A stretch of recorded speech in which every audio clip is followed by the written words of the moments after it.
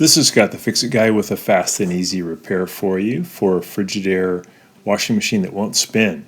So this is just involving the door lock. Sometimes if the door lock doesn't work properly, it won't let the machine go to the high-speed spin. So I'm just pulling off these two screws that hold on the door lock. I'm going to remove this spring clamp that holds on the door boot, and then I'm going to move the door boot a little bit out of the way and just reach in and grab the door lock assembly. Give you a little bit extra wire so it's easy to pull it out. I'm going to pull these three modular connectors off of the door lock assembly, and then at this point you can just put in a new door lock assembly. A cheaper way is to buy a little wax motor and just replace this red thing, which is called the wax motor.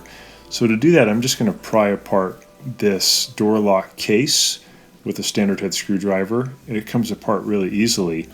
And I'm going to pull off the top panel. That's the little bit of a thinner panel, and that's going to let me very easily remove the old wax motor.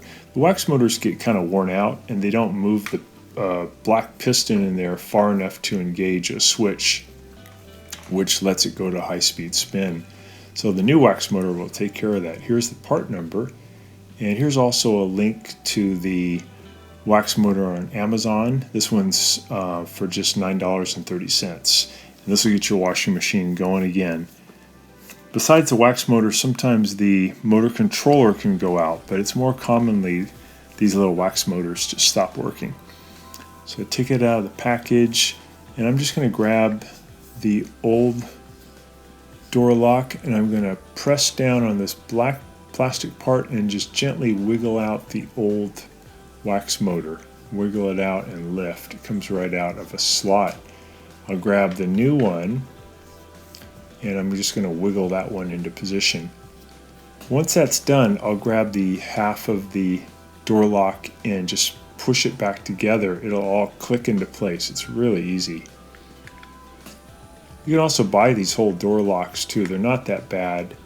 I've seen them on Amazon for as little as $20, but oftentimes they're sold for about $70. We're going to put these modular connectors back on the door lock, make sure they're on there really securely, and we're going to push the door lock back into position. And this may take a little while here. Just take your time to kind of wiggle these protrusions back through the front panel, and then you can put the two Phillips head screws back in. So it's a pretty common problem. I think the wax degrades in the wax motor and doesn't move the piston far enough to engage a switch that tells the computer that it's okay to go to high-speed spin.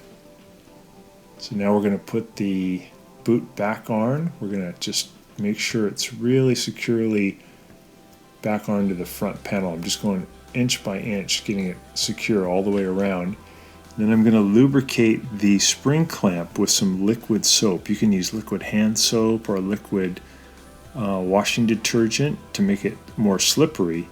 And then I'll get the door boot spring clamp put back on. Pretty easy to do.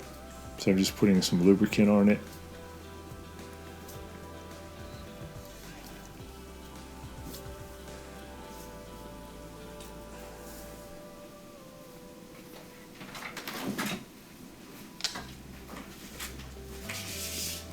So if it's a little bit of a thicker type of a soap, it works better because it has more of the slippery stuff. Then I'm going to put it over at the 12 o'clock position inside the rim on the rubber, and I'm going to push down and separate and get it down to the 6 o'clock position and get the spring over that lip. You might even use a standard head screwdriver to help you.